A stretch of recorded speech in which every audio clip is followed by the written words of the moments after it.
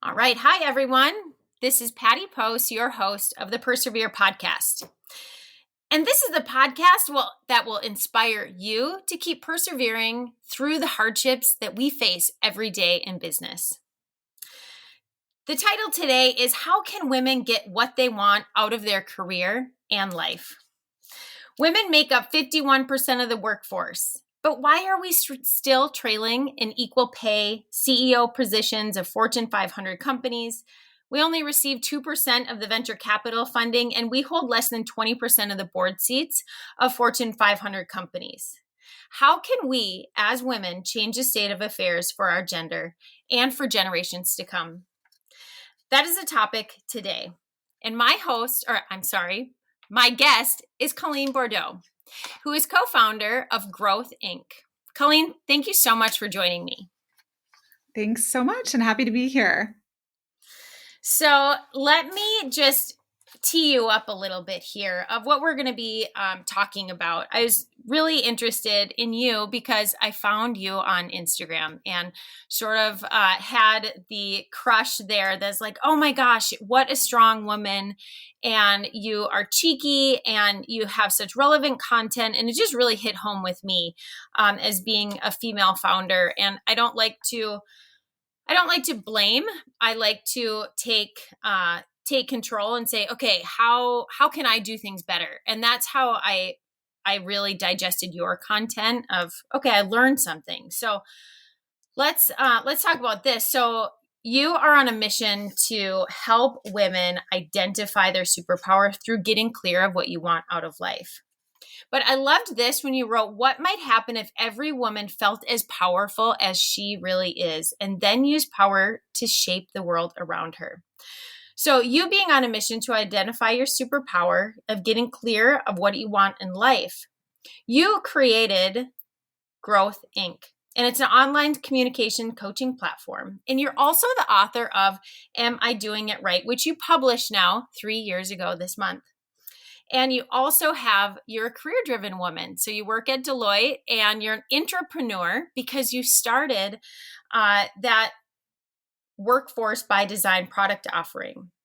And as I said, you're most known for your Growth Inc. with over 23,000 followers. So we have a lot to talk about here because you're super unapologetic about what you put out there. And I'd love to just first start out by, how'd you do this? How'd you come up with this? And what's that founder story for you, Colleen? Yeah. So I am going to back up maybe 3 years ago and share where I was in my career. I think I had gotten promoted to senior manager. I'd been working in a management consulting capacity for many years. I've had a wonderful career doing that, been so well supported in my career, and yet felt this immense pressure to fit myself into a very narrow set of parameters in order to be respected and taken seriously. Whether that was real or perceived, it was something that I deeply felt. And I like to describe it as like feeling like I needed to be in a black Ann Taylor suit, using words like leverage and synergize and sort of clicking into that like myopic corporate way of operating. And yet I had this, very kind of dynamic creative side to my personality. And, alongside building my career at Deloitte, I got in like the basic compliance forms to, write for Refinery 29 and do some blogging and writing of my own and really keep that creative side to myself alive. And I had sort of built this organic readership. I'd been doing it really in a really small, quiet way, but built a readership over the course of time. And sort of got inspired to write a book and had to kind of go through the process of taking that leap of faith in myself that I want to put something out into the world, and I have to learn how to care more about that than how it will be received, and also get over this fear of my very bright colleagues not taking me seriously because of a creative venture project that I invested in with nobody telling me that it was okay to do it. So it all sort of started then, taking that leap of faith in publishing a book and then sort of exploring that feeling that I had, like, why is it that the best parts of me feel unwelcome where I work? And how do I sort of unpack that for myself, because it's not sustainable. And I'm not even sure if it's true, right? So long story short, Deloitte sponsored me in taking 6 months off to really study empathy, Wow. creativity. I went to go work with the Art Institute of Chicago in the Second City, which is an improv training center, and then do some work with universities studying this. That all started in January of 2020. World blew up, created this space to kind of come back to Deloitte and think about how might we kind of take what I've learned and really go deep on worker experiences. If I feel this way as a privileged white woman who's been so well supported, how do people who check even fewer boxes than me feel? Like we have a really big problem to solve. And that sort of like created this practice, started my entrepreneurship journey. And then at the same time, as I started sharing my personal reasons behind that sabbatical, feeling like this pressure to fit a mold, so many women just said, I feel exactly the same way. And I have never even had the words for it. I thought it was a me thing. And I started to just start collecting data through conversations and started to do some research, and then learned that a typical woman reaches peak confidence in life at age 9, wants to change Wow. one or more aspects of her physical appearance by the time she's 16. She starts her career wanting to reach the highest levels of leadership in her field, yet loses that ambition within the first 2 years. Like there's something pervasive happening to women. And I wanted to figure out how can I take what I've learned to sort of make a dent in that. And that's where sort of Growth Inc. started. And, and any entrepreneurship journey, it's a lot of trying things, testing, failing, starting over, learning from the people that you're serving, and kind of expanding from there. So, many thanks to every single woman who's part of the Growth Inc. community who sort of helped me hone in on the right problems to solve. So we identified the problems. Those are huge. What are the solutions then that Growth Inc. offers? What is that training, education? Is it how do you Yeah. change our mindset, Colleen? Right. So okay, so Yeah. if we zoom out here and we think like there are Hmm. certainly systemic factors and social determinants behind the experiences that women are having at work, right? And so a big focus in a lot of our content, social content at Growth Inc. is sort of naming what those are, right? Sort of pointing out the things that we have maybe never even thought about or questioned in our upbringing as women that are actually teaching us to diminish our value, to make ourselves smaller, to make other people more comfortable. And these sort of Hmm. pervasive, culturally accepted beliefs and ways of operating that just need to be called out. And so, kind of naming some of those systemic things while then also bringing it back to personal agency, right? Like waiting on the world to change has fundamentally failed. Yeah. Fundamentally, like look at the Yeah. outcomes around us, right? We're not doing Mhm. enough. So I went to work trying to think about, if we can kind of name the bigger picture, right? We have to be real about what that is, but then operating within that system, how can we start to come back to what we as individual women can do for ourselves to really stand in our power and use our agency to create the kind of outcomes we want in our own lives and like have that ripple effect on the world around us. And I learned there's a great psychologist, Nathaniel Brandon, who studied the psychology of confidence and self esteem. And he found that confidence is really correlated with a set of 6 specific mental habits. They're like ways of thinking that theoretically can be practiced and learned. And as I started learning about these habits, they like map almost exactly to the book that I wrote a few years earlier, right? That was like going through Wow. this own personal process.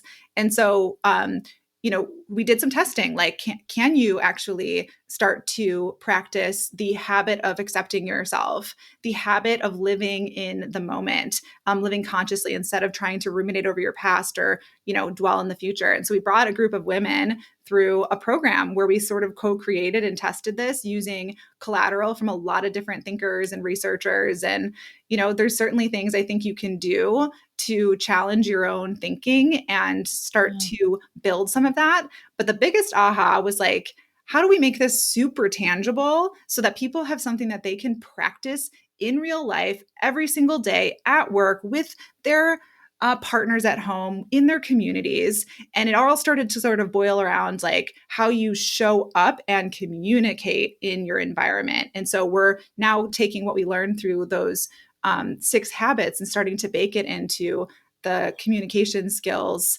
topic area. Fascinating. Do you have a story of one of those participants that show like the 180-degree change that they made, or is there anything that comes to mind? or a particular Yeah, subject? totally. So I think every single woman came into, we just did a beta test of this course, which is called Communicate Your Worth. Every single woman came to that course because they knew that they were worthy, right? Like I have built a career. I have confidence in the outcomes I've created. I know that I can be doing more. I am feeling frustrated because I'm looking around and I'm seeing other people who are less talented, less qualified than me, like getting their ideas heard, Mm-hmm. influencing people around them, elevating their careers, and there's something I'm doing that like needs to change, right? Mm-hmm. And so I'll give you a few examples because there were a couple of themes that came out. I think the first theme was that every single woman in the course felt uncomfortable saying that they were excellent at what they do, even though they were probably the most brilliant group of women I've ever been on a Zoom call with. We had Wow. a data scientist who literally like processes data and she's paid to draw meaning out of data and tell a story to influence others. And she said, I have no idea how to actually quantify my own impact, even though this is literally my field.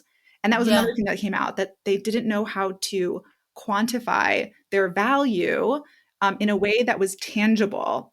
And it was related to this third theme, which was really, I am uncomfortable taking credit for anything unless I personally was 100% responsible for it. Meaning anything that I collaborated on, that I did with a team or led with a team, right? Mm-hmm. So learning all of that, we have several examples of women that were able to package what they were doing to make a case for promotion that they didn't even realize was possible. We had one woman who was going through a career change, and she had been working for many years in a kind of fast-paced tech world and didn't feel like her experience translated to a lot of the types of companies that she wanted to work at. But learning how to like quantify her work and think bigger picture about her contributions beyond her individual focus was huge and helped her to get a position that she really wanted. So I could talk about this for hours. I'm obviously very passionate about it, but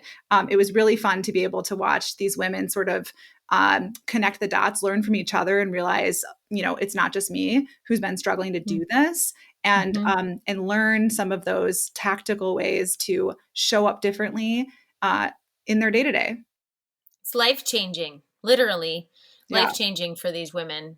Because when we feel stuck in our careers and we're up against something and you don't know how to change that something, I think that's where even women will fall out of the workforce because it's so totally. frustrating, right? It's so frustrating. And I think also this experience of being unheard, like we know that women are 2.5 times more likely to be interrupted than men, Mm, right?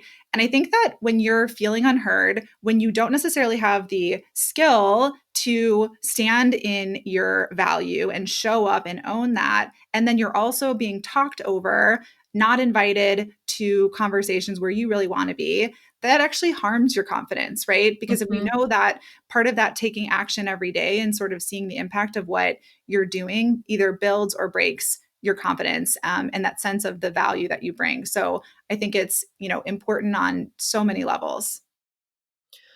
You mentioned habits. What are some of the habits that we can incorporate? I think of Mel Robbins. She has the high five, and just having that every morning.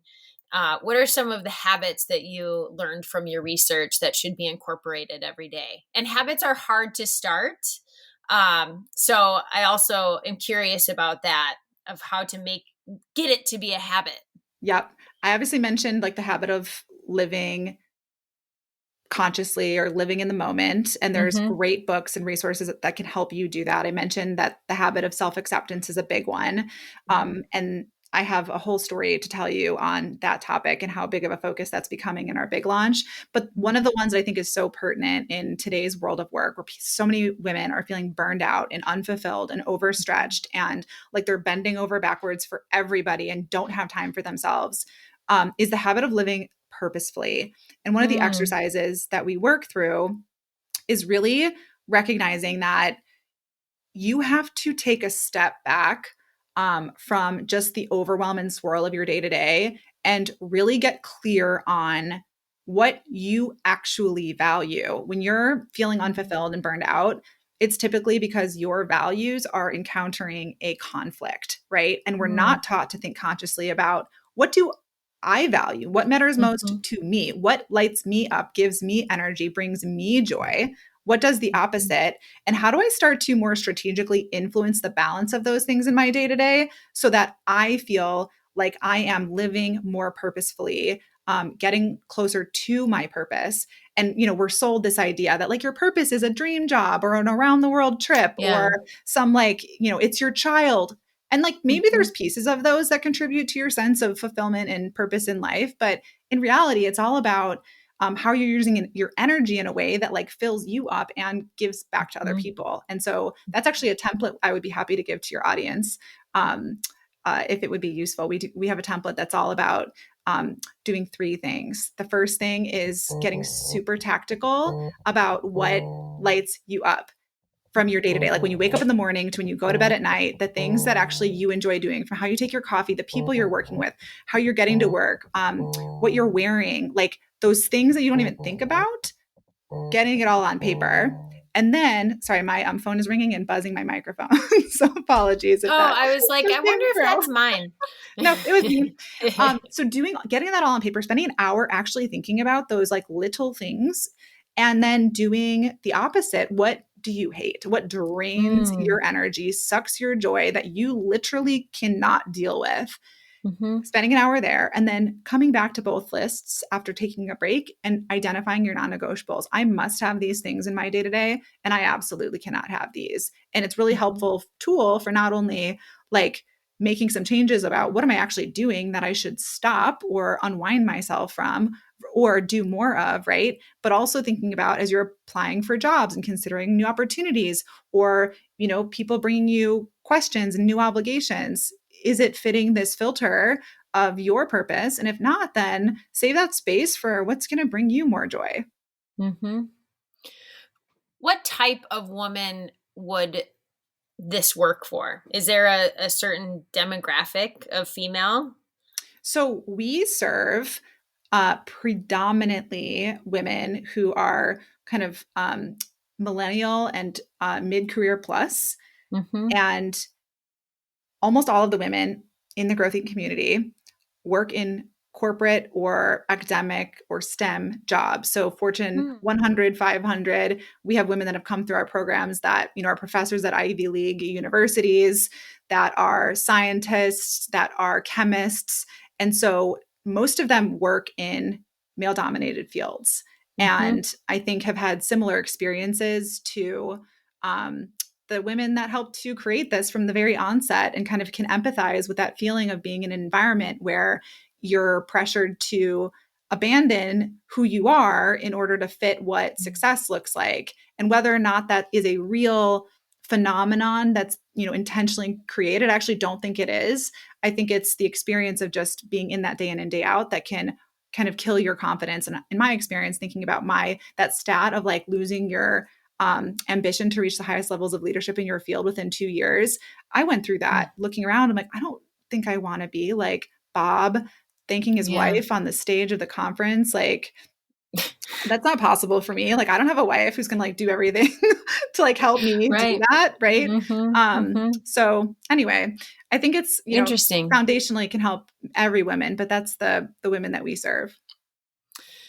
Medical devices is where I come from, and I think of at each of the companies that I either consulted with or worked for, there's always the women's group, and women of med tech as well. So if there's a woman that's listening to this and she works for a big corporation, is Growth Inc. a training that she could recommend to that training manager or into that women's group that they could participate in and purchase? Absolutely. We've had a number of participants that have come through our programs that said, we want to figure out, can you give a discount if we have, like 12 women in our group that want to go through this program? So we've been kind of working on a case by case basis to figure out what that looks like. And any woman that wants to come through our programs has the power to kind of visit our site and apply. We serve almost exclusively B2C. Um, Mm-hmm. and we've done some work with associations and universities as well. So tell them to reach Super out. interesting. Have you found that when you have these groups that the women then create relationships with one another, and after the training that they have, remain that synergistic relationship? Yep. So that's actually one of Cool. the things that brings me the most joy is to watch the women kind of create their own communities as a result of this coming through this program and the other programs we've had. And we've also seen, and I had this very early stage idea, but since we have so many women that are in leadership positions and hiring, we've had women that are earlier in their careers looking Oh, for opportunities and been able to do some of that matchmaking and sort of create career opportunities with for people who really want to work in a more equitable environment. And what greater place to find opportunities than kind of in the same sort of affinity group like Growth Inc. that is so cool. I love that. Then it's like a recruitment tool, Totally, recruitment totally. opportunity there. Yeah, I always think of mentoring. It just is like from a founder's perspective, it's so lonely. And especially in, uh, I think in med tech, there's very few women CEOs or female CEOs. And um, in areas, I love it when I can meet others that are doing the same thing that I am. And because I like meeting women that are coming up, and I want to inspire them, but I want to meet others that have already been there. And looks like that's what you're offering now.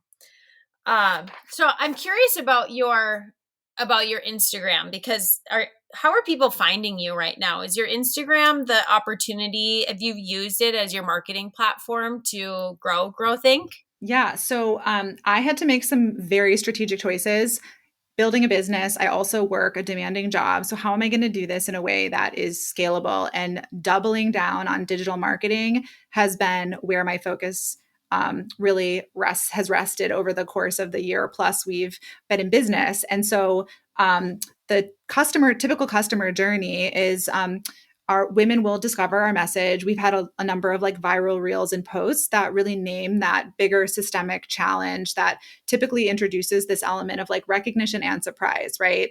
I think, Mm-hmm. I'm hoping, by the way, that like the flipping the script, things that we say to women all the time, but would never dream of saying to a man because it is so inherently diminishing and disrespectful. Like watching that kind of take off has been really fun because I also think it's tapping into women that may not have even had a name for the challenge they've been experiencing, Yeah. but then they'll come into our community. And then we have some like paid workshops and smaller opportunities that are really targeted and tactical.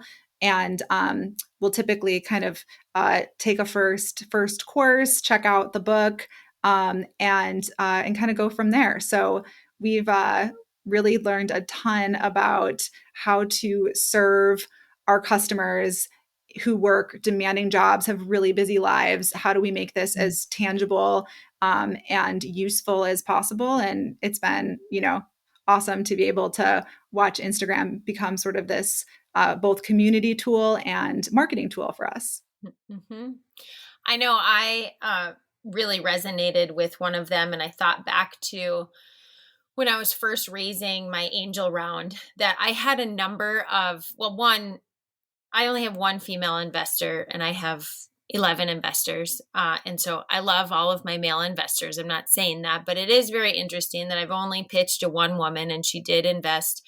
And even uh, some of the, I guess, angel groups that are female, med tech is very risky. So that was unfortunate for me. But from those men that I was pitching to in the angel round, many of them said to me, "You have 3 kids. How are you going to manage a startup and your kids?"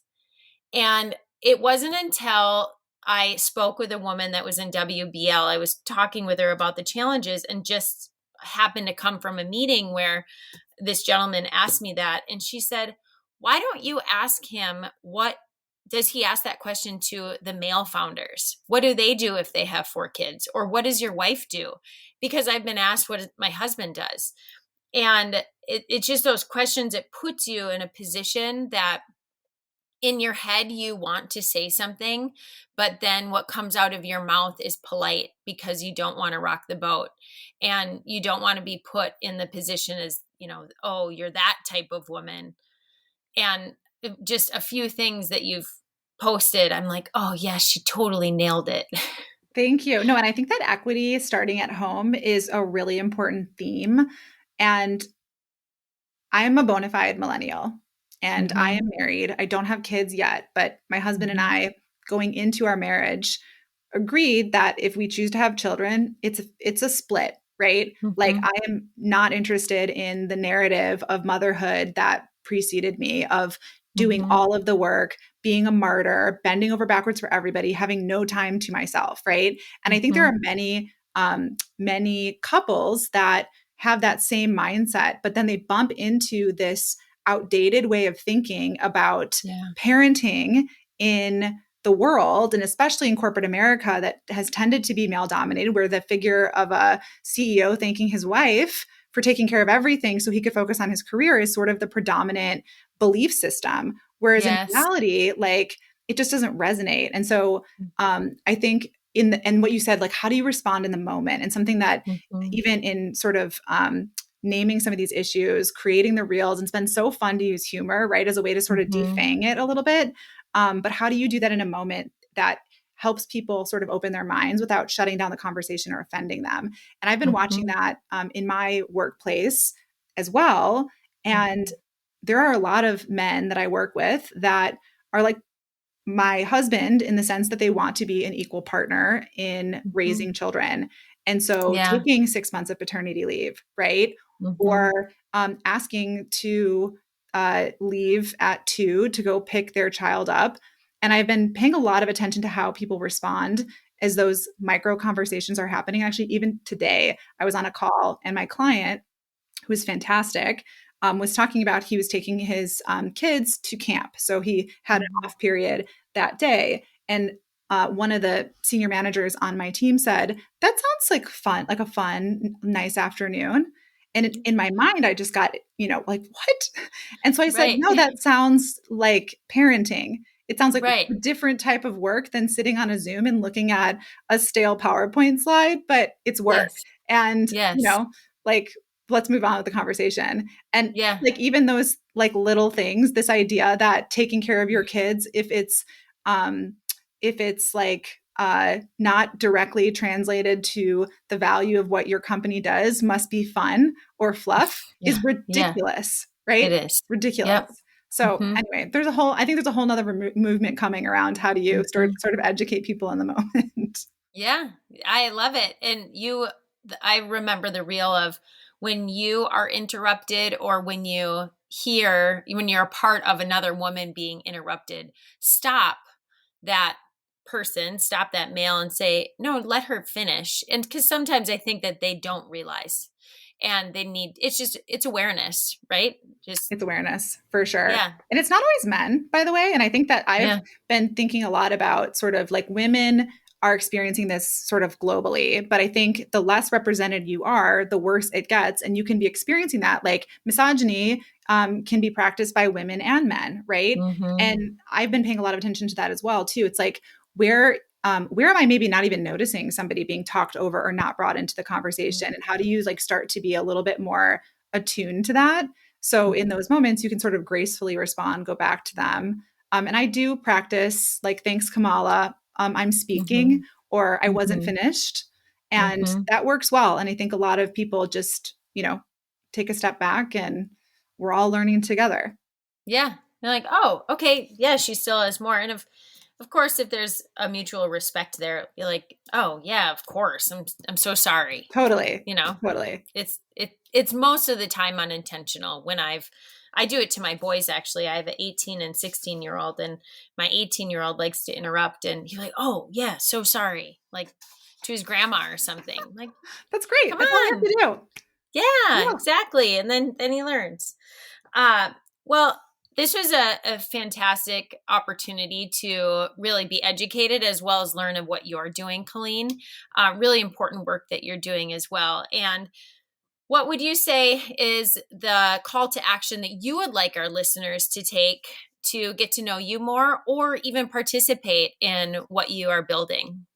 Yeah. So, as I mentioned, we have spent a lot of time building a community on Instagram, and it is at Growth Incubator. So, that would be a great place to check us out. And we are about to launch our course, Communicate Your Worth, which I think is a really exciting opportunity. We're limiting it to a small number of participants, but if this resonated and your listeners are interested in learning more, thinking about, how can we expand this program, happy to chat.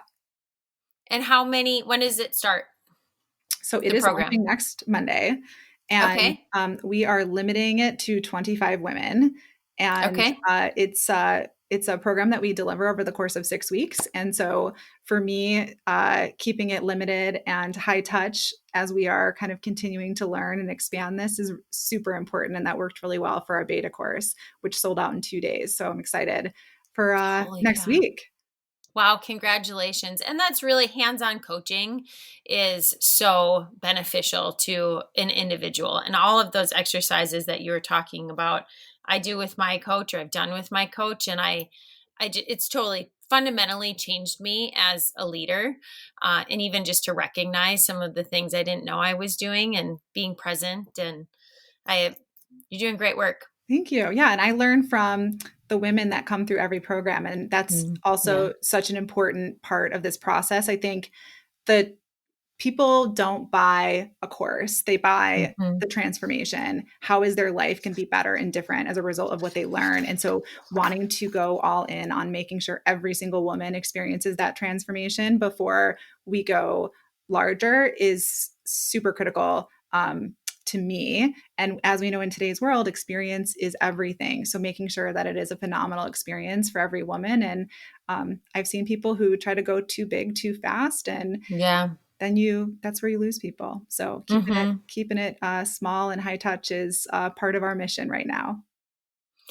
If you had a retreat at some point, Colleen, I would definitely attend, and I could probably get some people to attend too. So maybe that's in your roadmap. Yes. It's so funny that you mentioned that because we had a retreat planned last year in the fall. And then, we don't need to talk about what happened last year. Yep, yep. So we should definitely talk about it. I would love to get some of your thoughts on how we might structure that, share what we were thinking, kind of go from there. Oh, yeah, that would be great. And we could get some listeners from the Persevere podcast. That'd be great. That'd be great. We could all come to LA. I already have the venue, which is Oh my phenomenal. gosh. So Okay, we just got to let's do line up it. some of the speakers, and yeah, it'll be great. It'll be awesome. Okay, so there's my call to action. So I had a call to action at the end of this podcast to say if there are any listeners that would like to be a guest, or if you know of a female founder or a female entrepreneur that would be a special guest on the Persevere podcast, please send me a direct message. I am Patty Post, CEO on Instagram, and then Patty Gaslin Post on LinkedIn. And as well as, hey, let's talk about a retreat. If you're interested in that and you would want to be a speaker, then message us and Yep. follow Growth Inc. Lastly, Yes, awesome. Well, thank you so thank much. you This so was great. thank you, Colleen. It was absolute pleasure and good luck with the launch of this next session of Growth Inc. Thank you.